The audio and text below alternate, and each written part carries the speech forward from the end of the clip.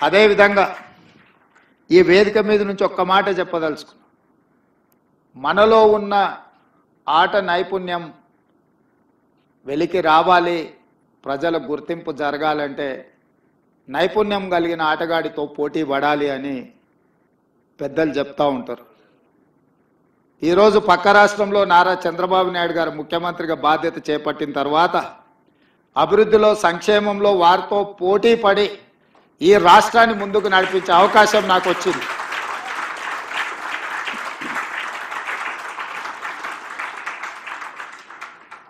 గతంలో 12 గంటలు పనిచేస్తే సరిపోతుంది, అంతకు మించి అవసరం లేదు అనుకునేవాడిని. కానీ ఇప్పుడు వారు 18 గంటలు పనిచేస్తే నేను 12 గంటలతో సరిపెడితే కుదరదు. కాబట్టి మా అధికారులకు, మా సహచరులకు మనం కూడా 18 గంటలు పని చేయాల్సిందే. అభివృద్ధి విషయంలో, సంక్షేమం విషయంలో పోటీపడి ఈ 2 తెలుగు రాష్ట్రాలు ప్రపంచానికే ఒక రోల్ మోడల్గా నిలబడాలి అని నేను భావిస్తున్నాను. ఆ దిశగా మా ఆలోచన, మా విధానాలు, మా నిర్ణయం ఉంటుంది.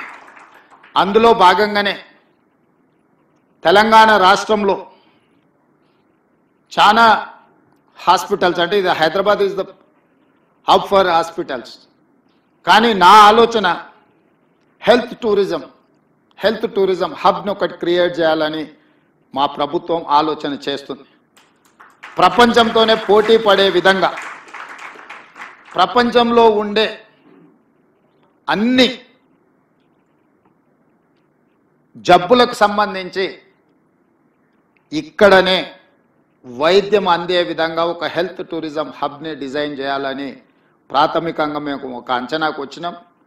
శంషాబాద్ ఇంటర్నేషనల్ ఎయిర్పోర్ట్ చుట్టుముట్టూత స్థలాన్ని సేకరించి ఒక 500 నుంచి 1000 ఎకరాలలో ప్రపంచంలో ఉండే రాణించిన ఈ రంగంలో పేరుగాంచిన సంస్థలను అన్నిటిని కూడా రప్పించి అక్కడ వాళ్ళకు అనుమతులు ఇచ్చి ప్రపంచ దేశాలలో నుంచి ఎవరైనా హైదరాబాద్కి వెళితే ఎలాంటి జబ్బుకైనా వైద్యం అందుతుంది అనే విధంగా తీర్చిదిద్దాలన్న ఆలోచన మా ప్రభుత్వం చేస్తున్నది.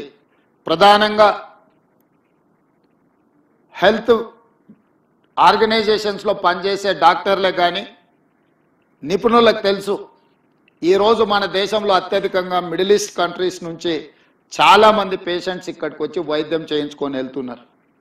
వాళ్ళకి రావడానికి పోవడానికి అవసరమైన విమాన సౌకర్యాలే కాదు, విమానాశ్రయంలో దిగిన తర్వాత కూడా వాళ్ళకి ఎలాంటి ఇబ్బంది జరగకుండా ఒక గ్రీన్ ఛానల్ ఏర్పాటు చేసి మిడిల్ ఈస్ట్ కంట్రీస్ నుంచి ప్రధానంగా ఇక్కడ వైద్యం కోసం వచ్చే వాళ్ళకందరికీ కూడా ఒక అద్భుతమైన సౌకర్యాలు ఏర్పాటు చేయాలన్న ఆలోచన మా ప్రభుత్వానికి ఉన్నది.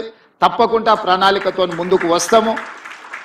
ఆ ప్రణాళికలో భాగంగా ఇంతకుముందు అన్న బాలకృష్ణ గారు, నామ నాగేశ్వరరావు గారు బసవతారకం క్యాన్సర్ హాస్పిటల్కి అదనంగా ఇంకా కొంత స్థలాన్ని కేటాయిస్తే మేము సేవల్ని విస్తరిస్తామని వారు చెప్పడం జరిగింది. ఆ హెల్త్ టూరిజం హబ్లో తప్పకుండా బసవతారకానికి స్థలాన్ని కేటాయించి ప్రపంచంతో పోటీపడే తెలంగాణ రాష్ట్ర